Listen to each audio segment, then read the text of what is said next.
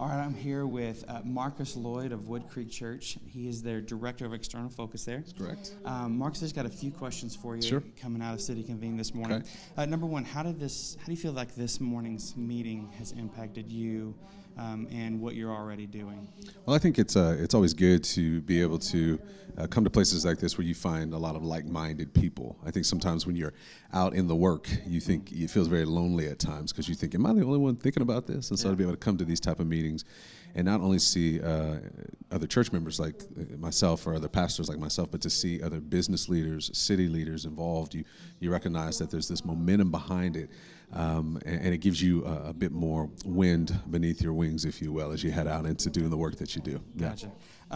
How has partnering with Unite helped churches in your area come together and begin addressing the needs of your community that you work with? Yeah, well, you always need a catalyst that's going to be about unity. Because as much as churches talk about it and want to do it, there's just so many other things that are going on that it's easy to kind of make unity kind of this back-end issue, this side deal. So you always need an organization like Unite to come in and constantly be moving the churches forward and reminding you of this truth of unity of God's people.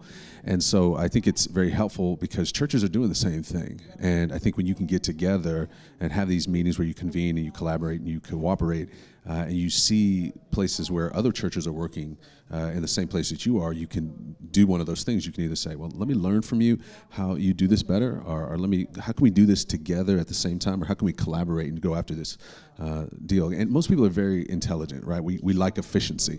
And so when we see other churches working in, let's say, hunger, we go, it's kind of dumb for us to not be doing this together. We're literally working with the same food pantry just the next weekend, right? Let's bring this together. And so it's a great reminder for that. So how important is it that the church is coming together and working in unity? How important is it that that's a thing that's happening? Right? Well, it's important, one, because when you collaborate, you're bringing together the resources in a maximizing way. It's you have, say, one church that has 20 people that are passionate about, say, hunger, and then you have another church that has 5 people that are passionate about hunger. Well, that church that has 5 people that are passionate about hunger, it's hard to get them to move in the area of hunger because they're going, well, we only have 5 people. But if you bring those 5 people, those 20, now all of a sudden you've got 25 people who are all passionate about hunger, and now you're bringing in ideas that stir each other. And so I think it's helpful because it helps maximize the intelligence and the passions of the people of God in the trajectory towards where God is sending them. But I think a second thing that it does is that it gives a better, it actually gives a better face to the gospel, right? It's a more clear understanding of the church as it's really united together.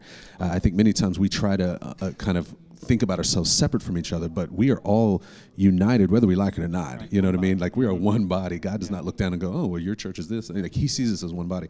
So it actually gives the appropriate face of the church of Christ to the community, because the community is looking at us too and going, aren't y'all all together? And then when they see us working separately, it doesn't compute to them because it's not true. We're not separate. So it gives a better face to the community. I think it supports what the Bible always says about how we work together anyway. So it's a great it gives it solidifies the reputation of God and makes his name even more famous and great in the community when we do that. That's awesome. Yeah. If you can just look in this camera here, and I want you to speak to your fellow pastors and church leaders, community activists. Just encourage them, with whatever is on your heart, to how to be involved. Yeah. Look, being in ministry is hard work, and it can be very tempting to kind of concentrate on this flock, these people that God has put underneath you. But one of the things we have to, I would encourage you to think about it is to take out the sort of possessive pronoun in the midst of the congregation, the people you lead. And instead of saying, this is my church, this is my ministry, really find a way to open your hands up and say, this is God's ministry, right? This is God's church. These are God's people. What does God want to do with them, and how can I steward that even better? And recognize that there are plenty of people who are right down the street from you you're going to be holding hands with in heaven, and you're going to be singing holy, holy, holy, that you can start to experience that type of heaven experience here on earth by partnering with those who are like-minded than you.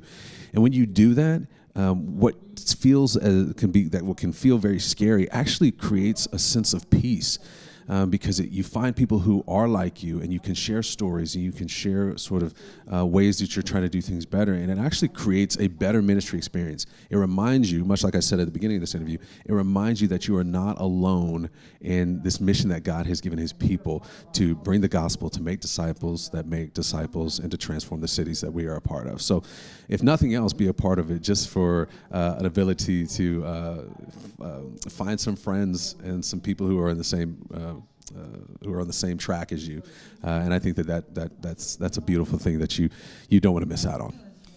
So one of the other things that you do in the community, you lead up a group called Threaded, right? Correct. Yeah. Tell us a little bit about Threaded and the work that they're doing right now. Yeah, I love Threaded. It's actually a fun story because it kind of spawned out of a Unite group. I'm a regional champion for Plano, but then also work in the Richardson area with the region there.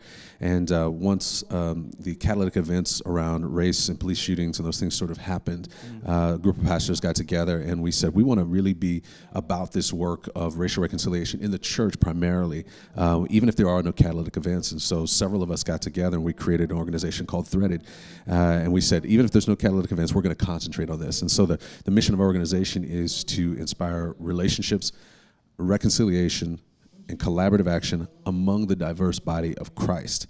What we recognize is that we serve a God who is a reconciling God. He has given us the model for reconciliation. That's 2 Corinthians 5:18. All this through Christ, God reconciled the world to himself and then gave us the ministry of reconciliation. So when we talk about reconciliation, if you don't put Christ in the middle of that conversation, you don't really have an appropriate model for reconciliation. The world doesn't understand it. And so we want to utilize that reconciliation, reconcile the church, because we have put up walls that Jesus tore down, thousands of years ago. And so we want to remind the church of its ability to reconcile, and then remind the church of its mission to be ambassadors of reconciliation. And so that's part of where we are and the things we're working toward. And we do that through small groups, through resources that we give leaders. We really try to get leaders on board so they can understand and take it back to the networks they lead, and then start to implement these tools and these practices into their church bodies, their ministry bodies, and we can see this sort of multiplication of this thought process of relationships, reconciliation, and collaborative action among the body of Christ there. So if I'm just a layperson who's watching this, I'm not necessarily a leader in a church, I'm just your regular attender, or maybe I'm not even in church. What is like a good first step for me to begin to walk out in this direction of racial reconciliation? I know it's necessary. Right. I know it's needed. I don't really know what to do. Yeah. What do I do? Yeah, it's good. Well, you can always go. You can always go to wearethreaded.org.